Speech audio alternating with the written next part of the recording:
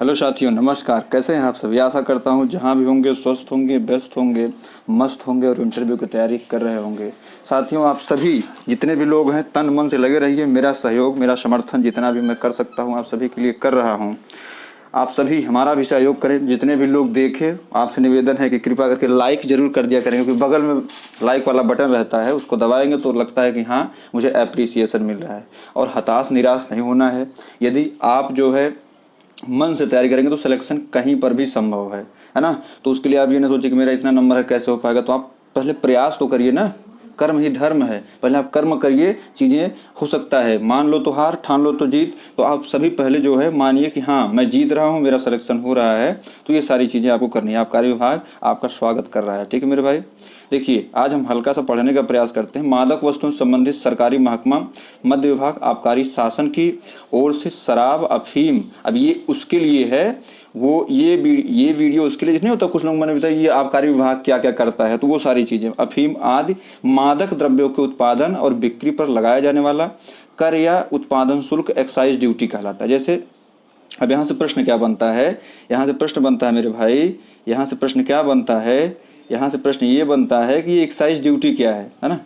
जैसे आपसे पूछ लेंगे भाई आप एक्साइज कांस्टेबल का EXCISC, जैसे आपसे पूछ लिए वो कि भाई आप एक्साइज कांस्टेबल का इंटरव्यू देना है, तो ये एक्साइज ड्यूटी इसमें क्या होती है। तो आपको एक्साइज ड्यूटी के रूप में क्या बनाता है, मतलब आप ऐसे बता सकते हैं कि शराब, अफीम आदि मादक द्रव्यों के उत्पादन और बिक्री पर लगाया जाने वाला शुल्क क्या होता है, एक्साइज ड्यूटी कहलाता है। बात क्लियर है मेरे भाई। एक्साइज ड्यूटी क्या कहलाती है, मादक द्रव्य या शराब, मादक द्रव्य या जो भी चीज़ें होती हैं जो मादक द्रव्य की श्रेणी में आती हैं, उन पर लगाया जाने वाला उत्पादन शुल्क या बिक्री कर क्या कहलाता है, वही कहलाता है एक्साइज ड्यूटी। यहाँ से ये प्रश्न आते हैं। एक प्रश्न और बनेगा क्या कि उत्तर प्रदेश आबकारी विभाग सॉफ्ट लॉटरी क्या है। जैसे अभी लॉटरी नहीं निकल रही, लॉटरी, ये लॉटरी क्या है ना। तो इसका भी जवाब तैयार करिए, क्योंकि नई आबकारी नीति जो आई बड़ी खतरनाक है। सारी चीज़ें पढ़ाऊंगा, ठीक है। यूपी आबकारी विभाग के द्वारा राज्य में बियर वाइन शॉप का आवंटन करने के लिए ऑनलाइन माध्यम से एप्लीकेशन फॉर्म मांगे जाते हैं, है ना। एप्लीकेशन फॉर्म जो मांगे जाते हैं, मतलब यूपी आबकारी विभाग के द्वारा राज्य में बियर वाइन शॉप का आवंटन के लिए जो ऑनलाइन माध्यम से एप्लीकेशन फॉर्म मांगे जाते हैं, उनको क्या बोलते हैं, उन्हीं को लॉटरी शॉप बोलते हैं। बात क्लियर है मेरे भाई? इतनी बात क्लियर हो गई। यदि आपसे ये पूछा जाएगा कि एक्साइज ड्यूटी क्या, आप बता लेंगे। यदि आपसे ये पूछा जाएगा भाई ये लॉटरी जो निकल रही है लॉटरी क्या है, तो आप इसको बता लेंगे। अब ये नहीं कहेंगे सर हम भी वहाँ गए थे KBC में, हम जीत लिए तो हमारी 5 करोड़ की लॉटरी निकल गई। वो लॉटरी और ये वाली लॉटरी में अंतर होता है, इसीलिए आपसे प्रश्न बन सकता है। तो आप इसके लिए तैयार रहिएगा, ठीक है। लास्ट में मैं कुछ प्रश्न आपसे पूछूंगा और ये आशा करूंगा कि जो समर्पित लोग हैं वो लोग कमेंट में जवाब देंगे, क्योंकि पिछली वीडियो से सारे प्रश्न होंगे, ठीक है। चलिए, इतनी बात आगे समझ में। अब आगे चलते हैं। नई आबकारी नीति जो 21-22 की है, इसमें बड़ी चीज़ें बदलाव की गई हैं, तो इसमें जो है पढ़ने की आवश्यकता है। जैसा कि मैंने आपको बताया ही था, मैंने आपसे क्या बताया था कि अब चीज़ें जो है बदल रही हैं, है ना। अब चीज़ें बदल रही, तो आप उसके अनुसार का, जिसे 2021-22 के लिए आबकारी नीति को कैबिनेट बाई सर्कुलेशन मंजूरी दे दी गई है। इसमें प्रदेश में पहली बार अनाज, चावल, गेहूँ, बाजरा, मक्का से देसी शराब बनाने की अनुमति दे दी गई है। किससे अनुमति दे दी गई है, मतलब ये अब आप चावल, गेहूं, बाजरा, मक्का से भी देसी शराब बना सकते हैं, अनुमति दे दी गई है। लेकिन बनाएगा कौन, जो सर्टिफाइड होगा। वो सारी चीज़ें आज आगे डिस्कस करूंगा। वीडियो देखिएगा, भगा करके देखते हैं आप लोग, यहाँ तक मुझे लगता है तो उसमें कोई बहुत वो नहीं है, क्योंकि ये सारी वीडियोज आपको नहीं मिलेंगी, कलेक्शन करना पड़ता है, ठीक है। अब नए सत्र में क्या है कि नए सत्र में शराब की दुकानों के लिए लाइसेंस फीस में 10% बढ़ोतरी की गई है। कितने, लाइसेंस की जो फीस है उसमें 10% बढ़ोतरी कर दी गई है। पिछले साल की तरह इस साल भी लाइसेंस का नवीनीकरण किया जा रहा है ना।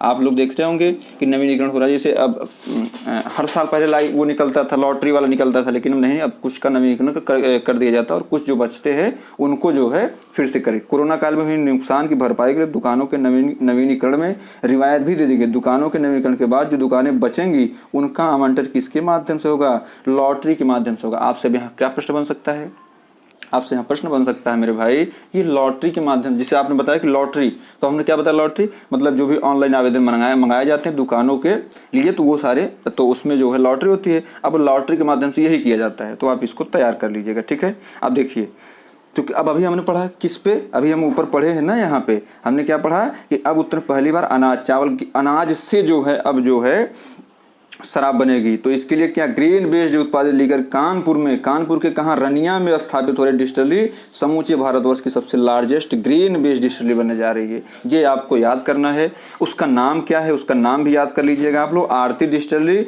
कहाँ बन रही है, रनिया में बन रही है, और यह जो है सबसे लार्जेस्ट है। ठीक है, तो आपको ये कल की वीडियो में था, लेकिन आज डालने का विशेष उद्देश्य यही है कि आप इसको भूलिएगा मत। ठीक है, कौन सी डिस्टिलरी, आरती डिस्टिलरी कहाँ पे है, रनिया में है, कानपुर में है, और यह एक दिन में कितना बनाएगी, 1,25,000 बनाएगी। कितना बनाएगी, 1,25,000 लीटर प्रतिदिन शराब का उत्पादन करेगी। बात क्लियर है मेरे भाई, तो इसको आप भूलिएगा मत। ठीक है, इसका उद्देश्य क्या है कि कम कीमतों में अच्छी गुणवत्ता की शराब उपलब्ध कराने के लिए सरकार ने पहल की है। अनाज ENA से बनी यूपी मेड शराब बेची जाएगी। सॉरी, यहाँ गलती हो गई हमसे, बची नहीं, यहाँ बेची होगा। ठीक है, बेची जाएगी। ठीक है, बेची जाएगी। यह टेट्रा पैक और केवल 42.8% की स्ट्रेंथ वाली होगी, मतलब ज़्यादा इसमें अल्कोहल की मात्रा नहीं होगी, है ना।